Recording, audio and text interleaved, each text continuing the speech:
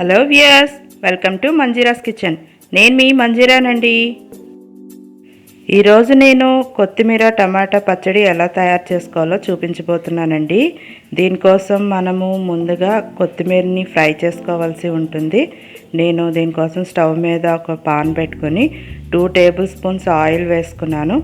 ఈ ఆయిల్ కొంచెం వేడెక్కిన తర్వాత మనము ఒక బౌల్ కొత్తిమీర తీసుకోవాలి. మనం టమాటాలు ఏ బౌల్తో తీసుకుంటున్నామో కొత్తిమీర కూడా అదే బౌల్తో తీసుకోవాలి. ఇలాగ కొత్తిమీరని శుభ్రం చేసుకొని కాడలతోటే తీసుకున్నానండి. నేను కాడలు ఉంటేనే చాలా బాగుంటుంది. ఈ కొత్తిమీరని మనం ఆయిల్లో ముందుగా కొంచెం అంటే ఒక 2 మినిట్స్ పాటు ఫ్రై చేసుకుంటే పచ్చడికి మంచి టేస్ట్ వస్తుంది. దీన్ని ఫ్రై చేసేసుకున్న తర్వాత మనము మిగతా ఇంగ్రీడియంట్స్ అన్నీ కూడా ఫ్రై చేసుకోవాల్సి ఉంటుంది. ఈ కొత్తిమీరని చూడండి, ఆయిల్లో ఫ్రై చేస్తుంటే మంచి స్మెల్ వస్తుందండి. దీనివల్ల పచ్చడి అంతా కూడా చాలా చాలా టేస్ట్గా ఉంటుంది. మనము ఒక బౌల్ కొత్తిమీర తీసుకుంటే ఇది ఫ్రై అయ్యేటప్పటికి చాలా కొంచెం అయిపోతుంది. మనకి 1/4 అయిపోతుందండి. కొత్తిమీర అంతా దగ్గరికి వచ్చేసింది కదా, బాగా ఇలా ఫ్రై అయితే సరిపోతుంది. ఇప్పుడు మనం దీన్నంతా కూడా ఒక బౌల్లోకి తీసేసుకుందాం. ఇప్పుడు ఇదంతా తీసేసుకున్నాక మళ్ళీ ఇదే పాన్లో ఒక 2 టేబుల్ స్పూన్స్ ఆయిల్ వేసుకోవాలండి.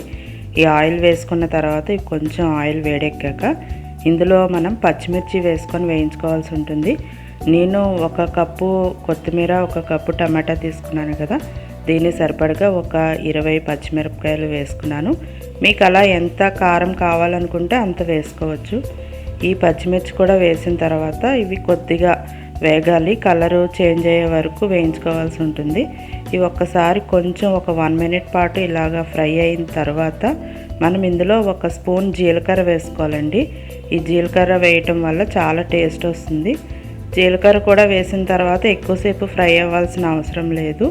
ఇది కూడా ఒక 1 మినిట్ పాటు ఫ్రై చేసుకుంటే జీలకర్ర పచ్చిమిర్చి కూడా బాగా ఫ్రై అయిపోతాయి. చూడండి, మిర్చి కూడా కొద్దిగా కలర్ చేంజ్ అవుతుంది కదా, ఇలా ఫ్రై అయితే సరిపోతుందండి.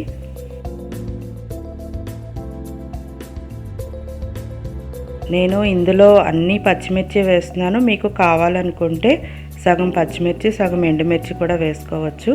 ఇలాగా కొంచెం పచ్చిమిర్చి వేగాక ఒకవేళ మీరు ఎండుమిర్చి వేసుకోవాలనుకుంటే అప్పుడు వేసుకొని 2 వేయించుకున్న తర్వాత టమాటో వేసుకోవాలి. నేను ఇలాగ ఒక పెద్ద కప్పు టమాటో ముక్కలను తీసుకున్నానండి. టమాటాలను బాగా శుభ్రం చేసుకొని తడి ఆరిన తర్వాత ఇలా ముక్కలుగా కట్ చేసుకున్నాను. ఇవి ఒక పెద్ద కప్పు అంటే దగ్గరగా నేను ఒక 1/2 కిలో టమాటో తీసుకున్నానండి. వీటిని కూడా ఇలా కట్ చేసి ఇందులో వేసుకోవాలి. ఈ మిర్చి, జీలకర్ర, టమాటో కూడా కొంచెం బాగా వేయించుకోవాల్సి ఉంటుంది మనం.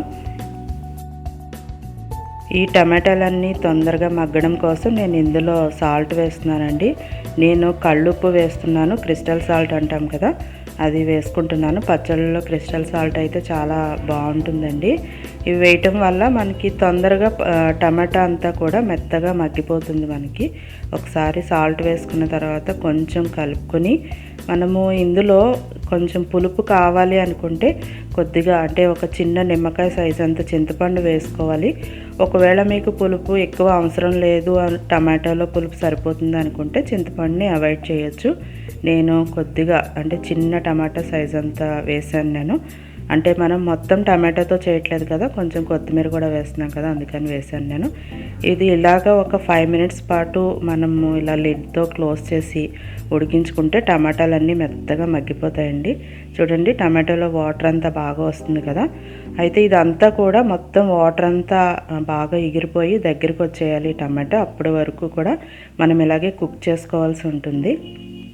మీకు నా వీడియో నచ్చినట్లయితే లైక్ చేయండి, షేర్ చేయండి. అలాగే నా ఛానల్ని తప్పకుండా సబ్స్క్రైబ్ చేసుకోండి. అలాగే పక్కనే వచ్చే బెల్ ఐకాన్ని తప్పకుండా యాక్టివేట్ చేసుకోండి. చూడండి, టమాటాలో వాటర్ అంతా ఎగిరిపోయింది కదా, ఇలాగా అయితే సరిపోతుంది మనకి. ఇప్పుడు దీన్ని మనం పక్కన పెట్టుకొని బాగా చల్లారిన తర్వాత మిక్సీ జార్లోకి ట్రాన్స్ఫర్ చేసుకోవాలండి. ఇదంతా కూడాను ముందు ఈ టమాటా అంతా కూడా కొంచెం కచ్చాపచ్చాగా మనము మిక్సీ చేసుకోవాలి. ఆ తర్వాతే మనం మిగతా వేసుకోవాలి. ఇలాగా వేయించుకున్నది ఆ టమాటా పచ్చిమిర్చి అంతా కూడా ఇందులో వేసుకున్న తర్వాత నేను ఇందులో వెల్లుల్లిపాయలు వేస్తున్నానండి. ఒక 6 నుంచి 7 వెల్లుల్లిపాయలు ఇలా వేసుకొని ఒక్కసారి నేను చూపిస్తున్నాను చూసారా, కొద్దిగా ఇలా కచ్చపచ్చ గ్రైండ్ చేసుకున్న తర్వాత మళ్ళీ మనం ఇందులో ముందే వేయించి పెట్టుకున్నాం కదా కొత్తిమీర, ఈ కొత్తిమీరని కూడా వేసుకొని ఇది కూడా ఒకసారి ఎక్కువ ఫైన్గా పేస్ట్ చేయాల్సిన అవసరం ఉండదండి. కొంచెం కచ్చా పచ్చాగా బరకగానే చేసుకోవాలి. చేసుకుంటే మనకి చూసారా కొత్తిమీర కనిపిస్తూ చాలా బాగుంది కదా. మన పచ్చడి అంతా రెడీ అయిపోయినట్టే. దీన్ని మనం ఒక సర్వింగ్ బౌల్లోకి తీసేసుకుందాం.